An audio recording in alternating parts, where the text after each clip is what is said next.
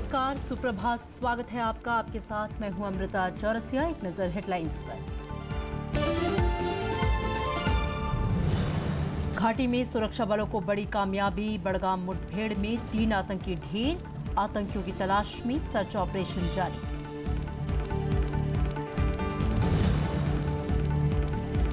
महिलाओं के लिए राष्ट्रीय नीति का मसौदा मंजूर। सभी को स्वास्थ्य कार्ड और गरीब लड़कियों को मुफ्त शिक्षा का प्रस्ताव। विदेश मंत्री की अध्यक्षता वाले मंत्रियों के समूह का फैसला।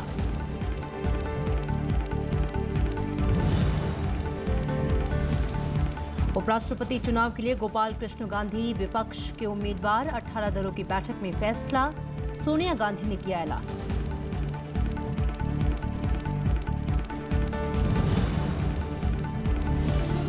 पशु व्यापार पर केंद्र की अधिसूचना पर सुप्रीम कोर्ट की रोक। मद्रास हाई कोर्ट का स्टे देश भर में लागू। नियमों में बदलाव के लिए केंद्र राजी।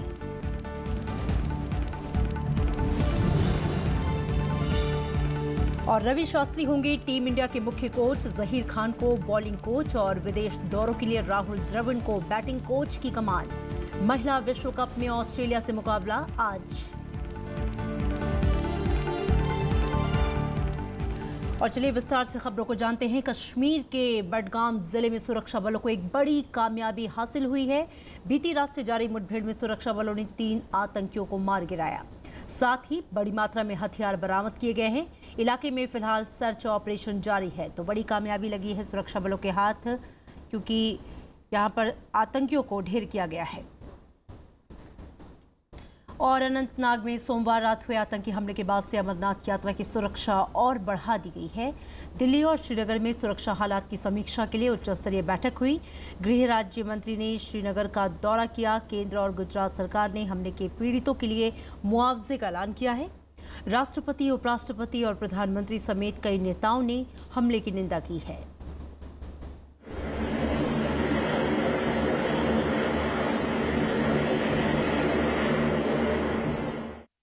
अमरनाथ यात्रा पर हुए आतंकी हमले में मारे गए लोगों के शव मंगलवार को विशेष विमान से उनके गृह राज्य गुजरात लाए गए। सूरत में मुख्यमंत्री विजय रूपानी ने हमले में मारे गए लोगों को श्रद्धांजलि दी। 10 लाख रुपया गवर्नमेंट ऑफ गुजरात उनको देंगी और जो इंजर्ड हुए हैं उनको 2-2 लाख रुपया का सहायता करेंगे। और मैं बस ड्राइवर को बहुत धन्यवाद देता हूं। श्रीनगर में राज्यपाल NN वोहरा, मुख्यमंत्री महबूबा मुफ्ती और उप मुख्यमंत्री निर्मल सिंह ने हवाई अड्डे पर मृतकों को श्रद्धांजलि दी। उन्होंने घटना को कश्मीरियों के लिए धब्बा बताया। मुख्यमंत्री ने कहा कि आतंकियों के खिलाफ कड़ी कार्रवाई की जाएगी। महबूबा मुफ्ती ने हालात की समीक्षा के लिए मंत्रिमंडल की आपात बैठक की। मैं समझती हूँ कि इससे बड़ा सानिया कोई हो नहीं सकता। मेरे पास अल्फाज नहीं इसको कंडेम करने के लिए। और मैं उम्मीद करती हूँ हमारे सिक्योरिटी फोर्सेस और पुलिस के लोग जो भी इसमें मुलव्वस होंगे उनको जल्द से जल्द पकड़ के उनको कड़ी से कड़ी सजा देंगे। दिल्ली में गृह मंत्री राजनाथ सिंह के आवास पर उच्च स्तरीय बैठक हुई। इसमें राष्ट्रीय सुरक्षा सलाहकार अजीत डोभाल, खुफिया एजेंसियों और अर्धसैनिक बलों के आला अधिकारी शामिल हुए। इसमें जम्मू कश्मीर के हालात, अमरनाथ यात्रा की सुरक्षा बढ़ाने और आतंकियों के खिलाफ कार्रवाई पर चर्चा हुई। गृह मंत्री राजनाथ सिंह ने इस कायराना हमले की निंदा की है। घटना बहुत ही दुर्भाग्यपूर्ण थी, दुखद रही है, लेकिन मैं अभिनंदन करना चाहता हूं, सैल्यूट करना चाहता हूं अपने कश्मीर के बहनों भाइयों का कि कश्मीर के समाज के हर सेक्शन ने कल अमरनाथ तीर्थ यात्रियों के ऊपर जो कायराना हमला हुआ है उसको कंडेम किया है। बैठक के बाद राष्ट्रीय सुरक्षा सलाहकार अजीत डोभाल ने प्रधानमंत्री नरेंद्र मोदी से मुलाकात की। उन्होंने कश्मीर के हालात और अमरनाथ यात्रा की सुरक्षा को लेकर उठाए जा रहे कदमों की जानकारी दी। गृह राज्य मंत्री हंसराज अहीर जम्मू कश्मीर पहुंच गए हैं। वहां वो राज्य सरकार और सुरक्षा बलों के अधिकारियों से मुलाकात कर रहे हैं। इसके अलावा सेना प्रमुख जनरल बिपिन रावत और CRPF के DG भी श्रीनगर में हैं। इस बीच अमरनाथ यात्रा को लेकर श्रद्धालुओं का जोश कम नहीं हुआ और मंगलवार को नया जत्था रवाना हुआ। आतंकियों ने अनंतनाग के खानबल इलाके में सोमवार रात अमरनाथ यात्रा पर गई बस को निशाना बनाया। अंधाधुंध फायरिंग में 7 लोगों की जान चली गई और कई लोग घायल हो गए। नवविक्रम सिंह के साथ bureau report, Rajya Sabha TV. Congress समेत विपक्षी दलों ने अमरनाथ यात्रा पर हुए आतंकी हमले की निंदा की है और इसे मानवता पर हमला करार दिया है। साथ ही यात्रियों की सुरक्षा में चूक पर सवाल उठाया है। आतंकी हमले के खिलाफ देश भर में विरोध प्रदर्शन हुआ। दिल्ली में 18 विपक्षी दलों की बैठक में अमरनाथ यात्रा पर हुए आतंकी हमले में पीड़ितों से गहरी संवेदना जताई गई और मारे गए लोगों को मौन रखकर श्रद्धांजलि दी गई। बैठक में हमले के खिलाफ प्रस्ताव पारित कर इसे मानवता और भारत की विविधता पर हमला बताया गया। विपक्ष का कहना है कि खुफिया सूचना होने के बावजूद आतंकी हमला रोकने में नाकाम सरकार को आत्ममंथन करना चाहिए। कांग्रेस उपाध्यक्ष राहुल गांधी ने ट्वीट किया कि यह सुरक्षा में गंभीर और अस्वीकार खामी है और इसकी जिम्मेदारी प्रधानमंत्री को लेनी चाहिए। The government of India needs to introspect as to why, despite advanced intelligence inputs, was there a failure to prevent this attack? Despite very good intelligence inputs, why was precautionary measures not taken? And the guilty, whoever it is, must be identified and brought to book. And now future security must be beefed up so that such things cannot repeat. National conference के अध्यक्ष फारूक अब्दुल्ला की appeal है कि भारी संख्या में अमरनाथ तीर्थयात्री कश्मीर आकर आतंकियों के मंसूबे को नाकाम करें। I appeal to everyone in my nation, please come in large numbers so that you can defeat these elements who want to destroy our nation. देश भर में अमरनाथ यात्रियों पर हुए आतंकी हमले को लेकर लोगों में गुस्सा दिखाई दिया। जम्मू, अहमदाबाद, वाराणसी समेत कई जगहों पर लोगों ने घटना के विरोध में प्रदर्शन किया। अमेरिका, जर्मनी, श्रीलंका, बांग्लादेश और नेपाल समेत दुनिया के कई देशों ने अमरनाथ यात्रियों पर हुए आतंकी हमले की निंदा की है। इस बीच आतंकी हमले के बाद अमरनाथ यात्रा समेत भर में चल रही कांवड़ यात्रा की सुरक्षा बढ़ा दी गई है। आतंकियों का अमरनाथ यात्रियों पर हमला सिर्फ एक वर्ग विशेष पर हमला नहीं, बल्कि कश्मीर की अर्थव्यवस्था पर भी चोट है। अगर यात्रियों की संख्या में कमी आती है तो कई कश्मीरियों के सामने रोजी रोटी का संकट खड़ा हो सकता है। कैमरामैन सरोज दास के साथ नवविक्रम सिंह, राज्यसभा टीवी, श्रीनगर। उपराष्ट्रपति चुनाव के लिए पूर्व राज्यपाल गोपाल कृष्ण गांधी विपक्ष के उम्मीदवार होंगे। 18 दलों की बैठक में कल ये फैसला हुआ। बैठक में जेडीयू भी शामिल थी, जो राष्ट्रपति चुनाव में एनडीए उम्मीदवार का समर्थन कर रही है। गोपाल कृष्ण गांधी ने कहा कि वो उम्मीदवारी को लेकर पूरी तरह गंभीर है। उपराष्ट्रपति चुनाव के लिए मंगलवार को संसद परिसर में 18 विपक्षी दलों की बैठक हुई। इसमें पश्चिम बंगाल के पूर्व राज्यपाल और महात्मा गांधी के पौत्र गोपाल कृष्ण गांधी को उम्मीदवार बनाने का फैसला हुआ। कांग्रेस अध्यक्ष सोनिया गांधी ने उनके नाम का ऐलान किया।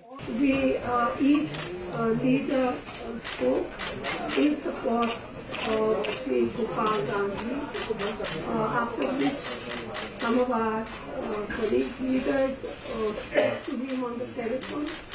He asked for 10-15 minutes to consider, after which again he was called on the phone and he agreed to be the candidate for presidency, vice presidency of India.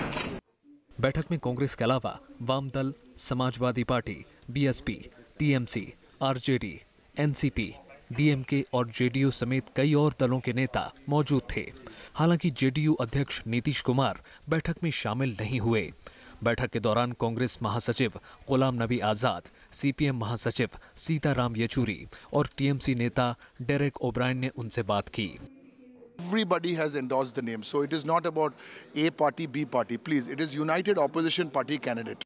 उपराष्ट्रपति चुनाव के लिए मतदान 5 अगस्त को होगा। 18 जुलाई तक नामांकन दाखिल किए जा सकते हैं। 21 जुलाई तक नाम वापस लिए जा सकेंगे। राज्यसभा के महासचिव शमशेर के शरीफ चुनाव के लिए निर्वाचन अधिकारी हैं। विशाल दहिया, राज्यसभा टीवी।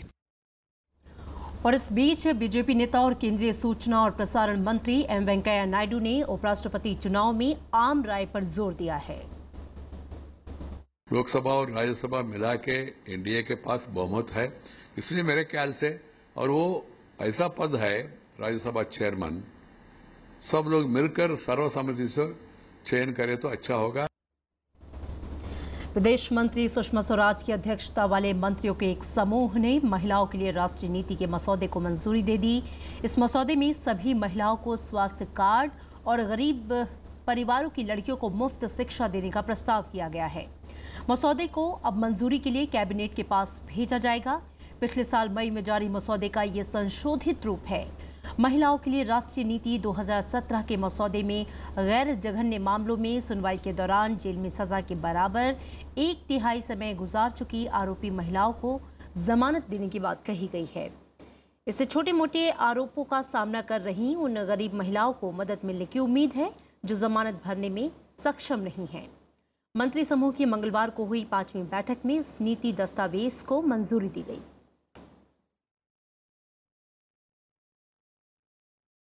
और जेडीयू ने कहा है कि आरजेडी अपने नेताओं पर लगे आरोपों का सिलसिलेवार जवाब देना चाहिए।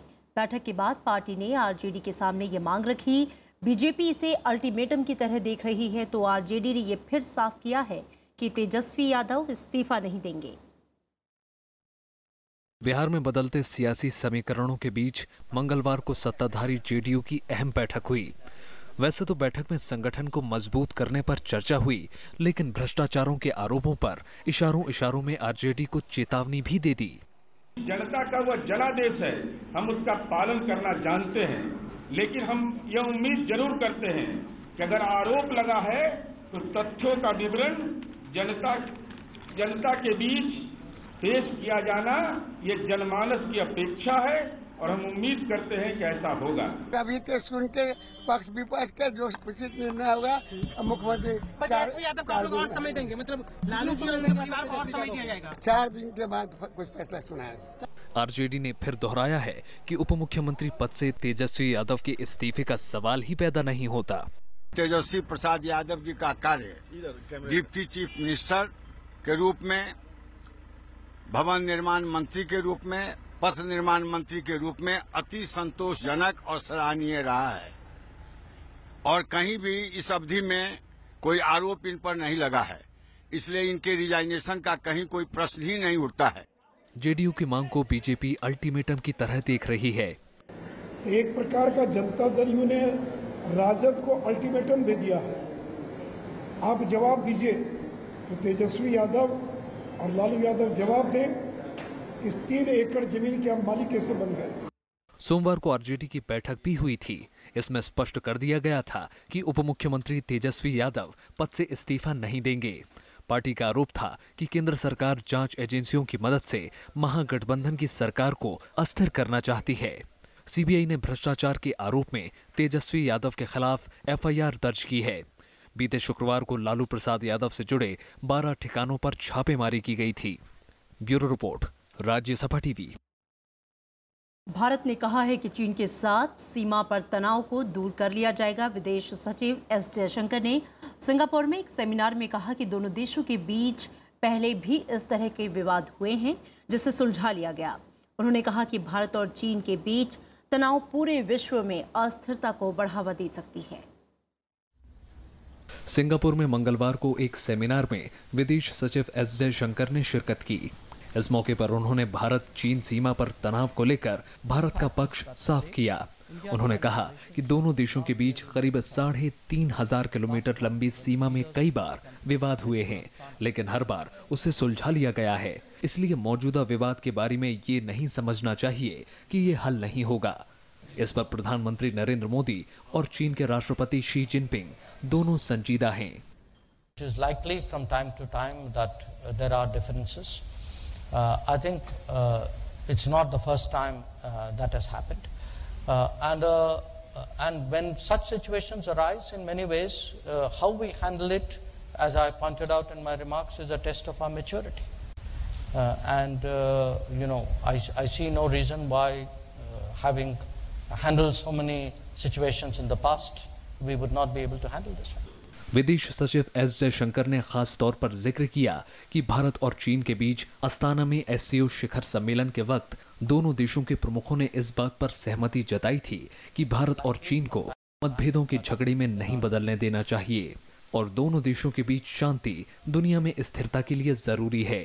सिक्किम के डोका-ला में सीमा विवाद को लेकर भारत और चीन की सेना के बीच तनाव है और दोनों देशों की सेनाएं यहां डटी हुई हैं। अखिलेश सुमन, राज्यसभा टीवी। और यहाँ लेंगे एक छोटा सा ब्रेक। आप देखते रहिए राज्यसभा टीवी।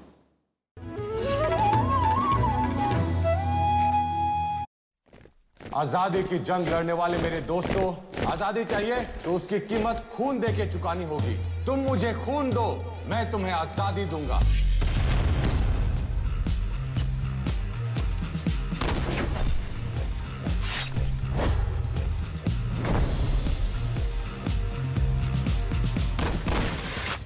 आईएनए की बागी फौजियों पर अंग्रेज देशद्रोह का मुकदमा चलाएंगे। उन तीनों के बचने के चांसेस कम हैं।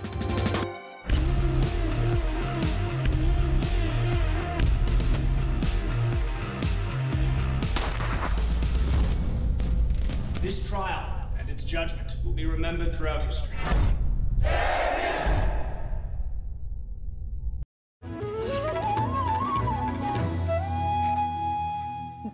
ब्रेक के बाद स्वागत है आपका। नागालैंड में मुख्यमंत्री सुरजोहेली लिजेत्सु को 15 जुलाई तक विधानसभा में विश्वास मत साबित करना होगा। सियासी संकट के बीच राज्यपाल PB आचार्य ने मंगलवार को मुख्यमंत्री को ये निर्देश दिया। उधर मुख्यमंत्री लिजेत्सु ने विधानसभा उपचुनाव के लिए नामांकन दाखिल किया। ये सीट उनके बेटे के इस्तीफे के बाद खाली हुई है। राज्य में सियासी संकट उस वक्त खड़ा हो गया जब पूर्व मुख्यमंत्री TR जेलियांग ने नई सरकार बनाने का दावा किया है। उन्होंने रविवार रात राज्यपाल को 41 विधायकों के समर्थन का पत्र भी सौंपा था। दार्जिलिंग में गोरखालैंड के 4 प्रदर्शनकारियों की मौत के बाद कल पहली बार गोरखालैंड समन्वय समिति की बैठक हुई। अलग अलग पार्टियों से बनी 22 सदस्यीय समिति ने बेमियादी बंद जारी रखने का ऐलान किया। समिति के कई सदस्य 15 जुलाई से आमरण अनशन पर बैठने वाले हैं। इधर कलकत्ता हाई कोर्ट ने केंद्र से दार्जिलिंग में अर्धसैनिक बलों की बदली में परेशानी पर हलफनामा दाखिल करने को कहा है। साथ ही पश्चिम बंगाल सरकार से राज्य सुरक्षा बल की तैनाती को लेकर हलफनामा मांगा है। मामले की अगली सुनवाई 14 जुलाई को होगी। पिछली सुनवाई में भी कोर्ट ने केंद्रीय सशस्त्र पुलिस बल की जरूरत को लेकर राज्य और केंद्र के बीच विवाद पर नाखुशी जताई थी। सुप्रीम कोर्ट ने वध के लिए पशुओं की खरीद बिक्री से संबंधित केंद्र की अधिसूचना पर मंगलवार को रोक लगा दी। सुप्रीम कोर्ट ने मद्रास हाई कोर्ट के स्टे आदेश को पूरे देश में लागू करने का निर्देश दिया। केंद्र ने अगले 3 महीने में नए नियम बनाने की बात कही है। केंद्र ने बताया कि वध के लिए पशुओं की खरीद बिक्री पर रोक के लिए नियमों में बदलाव की प्रक्रिया चल रही है। कोर्ट ने केंद्र को ये अंडरटेकिंग देने पर मजबूर किया कि वो पिछले दिनों जारी अधिसूचना का क्रियान्वयन नहीं करेगी। 23 मई को पर्यावरण मंत्रालय ने नई अधिसूचना जारी की थी। अधिसूचना पर मद्रास हाई कोर्ट ने 30 मई को रोक लगा दी थी। केंद्र सरकार ने माना है कि नोटिफिकेशन के ऊपर उनके जो सेक्रेटरी हैं वो पुनर्विचार कर रहे हैं और कुछ वक्त मांगा है। लगभग अगस्त तक वो इनको पुनर्विचार के लिए रिनोटिफाई करने के लिए रेडी हो जाएंगे और उन्होंने माना है कि जो मदुराई बेंच का जो स्टे ऑर्डर है regarding this notification will be extended. वित्त मंत्री अरुण जेटली ने विकास और रोजगार बढ़ाने के लिए बैंकिंग व्यवस्था को बढ़ाने पर जोर दिया। उन्होंने कहा कि बैंकों को असंगठित क्षेत्र तक पहुंच बढ़ानी चाहिए। वित्त मंत्री दिल्ली में नाबार्ड के स्वयं सहायता समूह बैंक लिंकेज कार्यक्रम के 25 साल पूरे होने पर बोल रहे थे। इस कार्यक्रम में महिलाओं को प्राथमिकता दी जाती है। 1992 में शुरुआत के बाद अब तक कार्यक्रम के तहत 10 करोड़ से ज्यादा ग्रामीण परिवारों को मदद मिली है। जो अव्यवस्थित इस प्रकार के क्षेत्र में लोग अपने लिए काम ढूंढते हैं, उसकी संख्या जो ऑर्गेनाइज्ड सेक्टर में है उसकी तुलना में कहीं ज्यादा है और इसलिए बैंकिंग व्यवस्था के साधन अलग अलग योजनाओं के माध्यम से इस क्षेत्र के अंदर डाइवर्ट हों तो शायद उसमें रोजगार बनाना और रोजगार बढ़ाना दोनों की क्षमता बढ़ती है। सुप्रीम कोर्ट ने कहा है कि सतलुज यमुना लिंक नहर पर उसके फैसले का सम्मान होना चाहिए। कोर्ट ने कहा कि पंजाब और हरियाणा को इस फैसले को लागू करना चाहिए। शीर्ष अदालत ने दोनों राज्यों से ये सुनिश्चित करने को कहा है कि इस मसले पर कोई धरना प्रदर्शन न हो। सुनवाई के दौरान केंद्र ने कहा कि वो दोनों राज्यों के बीच सुलह के लिए बातचीत कर रहा है।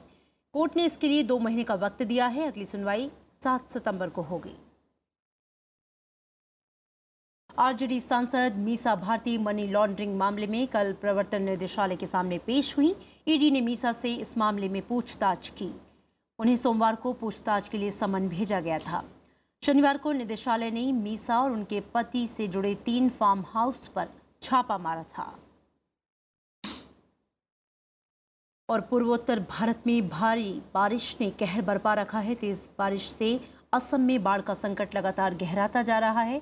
अरुणाचल प्रदेश, त्रिपुरा समेत पूर्वोत्तर के ज्यादातर राज्यों में हालात गंभीर हैं। बाढ़ और भूस्खलन की चपेट में आने से कई लोगों की जान चली गई।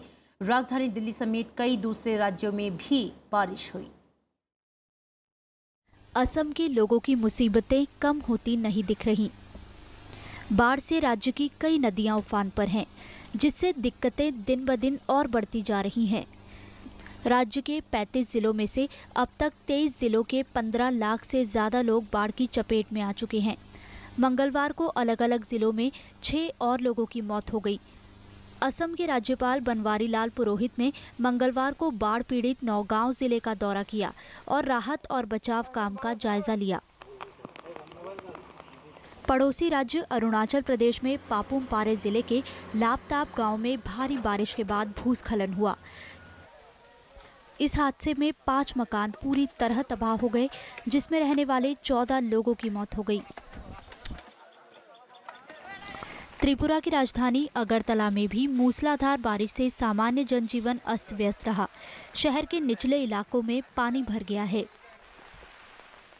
उधर नागालैंड के दीमापुर में मंगलवार को एक पुल के गिरने से 2 महिलाओं समेत 4 लोगों की मौत हो गई, जबकि 5 लोग घायल हैं।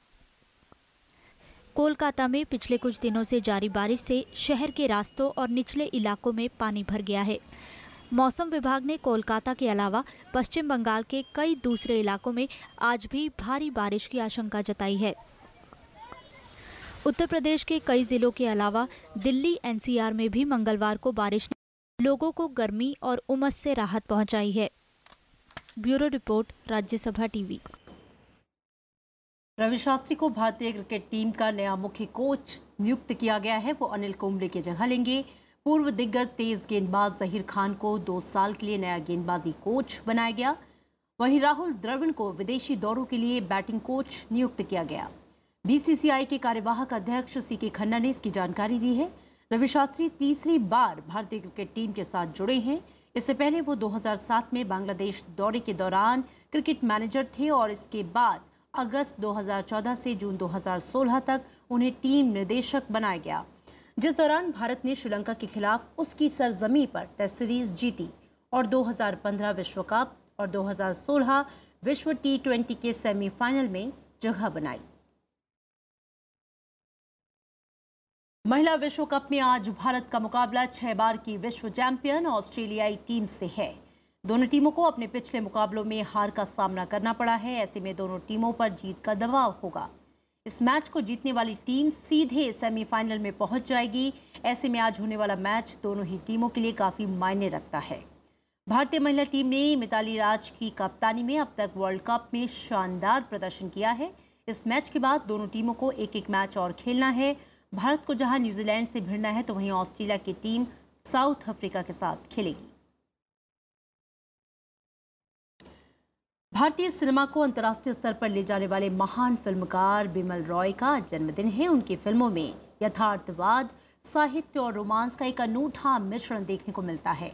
आइए देखते हैं उनके जीवन से जुड़े कुछ खास पल।